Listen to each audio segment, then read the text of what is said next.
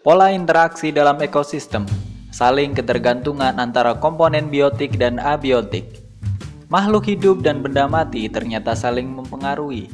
Misalnya tumbuhan sangat membutuhkan cahaya, air, udara, dan unsur hara untuk proses tumbuh dan berkembang. Begitu juga sebaliknya, ketersediaan air terpenuhi jika banyak akar untuk menyimpan air. Namun, ada pula komponen yang tidak saling mempengaruhi, misalnya gravitasi, cahaya matahari, dan tekanan udara. Saling ketergantungan sesama komponen biotik. Proses saling ketergantungan produsen, konsumen, dan pengurai terjadi melalui peristiwa makan dan dimakan. Proses perpindahan energi pada ekosistem ini dapat kita lihat pada rantai makanan, jaring-jaring makanan, dan piramida makanan. Rantai makanan merupakan peristiwa makan dan dimakan hanya satu arah serta tidak bercabang. Berdasarkan produsen, rantai makanan dibagi menjadi dua, yakni rantai makanan perumput dan rantai makanan detritus. Rantai makanan perumput dimulai dari tumbuhan hijau sebagai produsen. Tumbuhan dimakan oleh hewan herbivora yang disebut dengan konsumen satu. Hewan herbivora akan dimakan oleh hewan karnivora disebut dengan konsumen dua. Karnivora ini akan dimakan oleh karnivora lainnya yang berperan sebagai konsumen tiga. Begitu seterusnya sampai makhluk hidup terakhir tidak dimakan oleh makhluk hidup lainnya. Rantai makanan perumput, contohnya adalah produsen atau rumput, dimakan oleh hewan herbivora, belalang selaku konsumen satu atau konsumen primer. Kemudian belalang dimakan oleh hewan karnivora satu, yaitu katak atau konsumen sekunder. Kemudian katak dimakan oleh hewan karnivora dua, yaitu ular atau konsumen tersier atau konsumen tiga. Kemudian konsumen ini akan dimakan lagi oleh konsumen yang lain, yaitu konsumen final, berupa elang. Kemudian elang tidak ada satupun makhluk yang akan memakannya, sehingga elang akan berada pada puncak dari urutan rantai makanan. Elang yang mati akan diuraikan oleh dekomposer.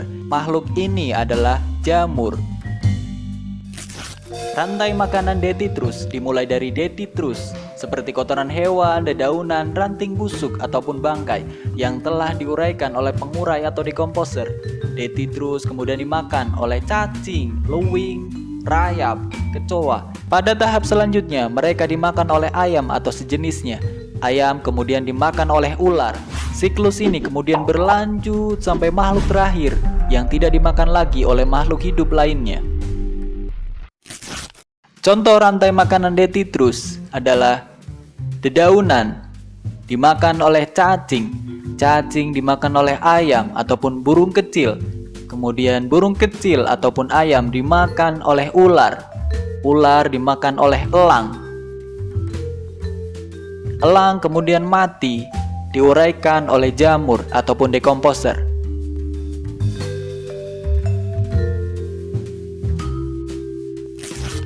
Jaring-jaring makanan tersusun atas rantai makanan yang saling terhubung dalam suatu ekosistem.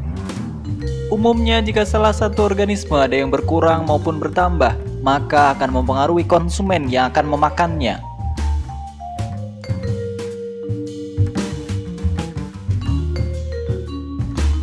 Contoh dari jaring-jaring makanan, misalkan tumbuhan dimakan oleh kelinci, kelinci dimakan oleh rubah. Contoh lainnya, tumbuhan dimakan oleh burung pemakan biji. Burung ini akan dimakan oleh rubah langsung, atau burung ini bisa dimakan oleh elang, atau burung pemakan biji ini akan dimakan oleh ular. Ular baru dimakan oleh elang. Contoh lainnya, tumbuhan dimakan oleh tikus, tikus dimakan oleh rubah langsung, atau tikus dimakan oleh elang.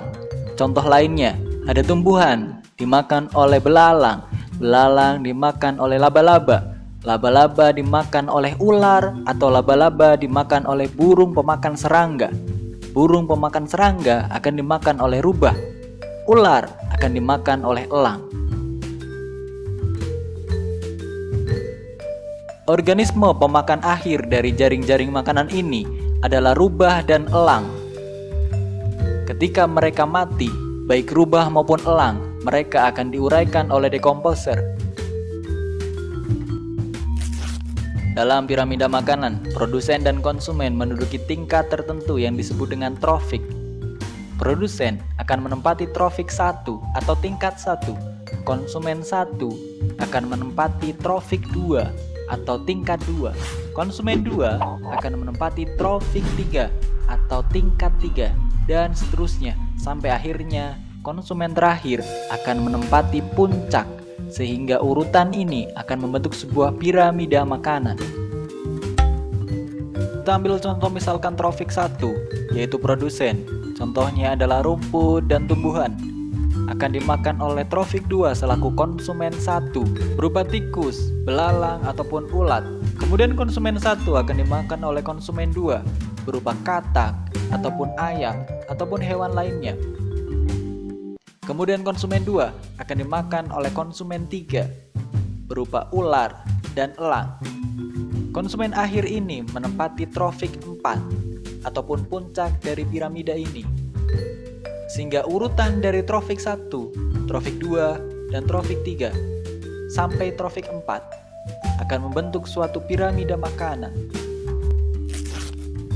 Pada piramida makanan, energi tingkat trofik 1 yang diduduki oleh produsen menyimpan energi paling banyak, dan semakin ke atas, energi yang tersimpan semakin sedikit. Misalnya tumbuhan sebagai produsen hanya menggunakan 1% dari energi cahaya yang masuk ke bumi. Herbivora yang memakan tumbuhan hanya mengambil energi 10% untuk tumbuh dan berkembang. Sisanya dilepaskan ke lingkungan dalam bentuk panas. Begitu juga seterusnya. Konsumen berikutnya akan mengambil energi hanya 10% untuk tumbuh dan berkembang.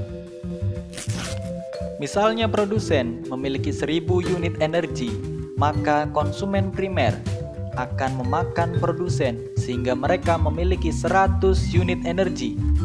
Konsumen primer dimakan oleh konsumen sekunder, maka konsumen sekunder memiliki energi 10 unit energi. Kemudian konsumen sekunder dimakan oleh konsumen terakhir, yaitu konsumen tersier, sehingga konsumen tersier memiliki 1 unit energi. Terima kasih sudah menonton video ini. Klik subscribe, like, and see ya. Bye-bye.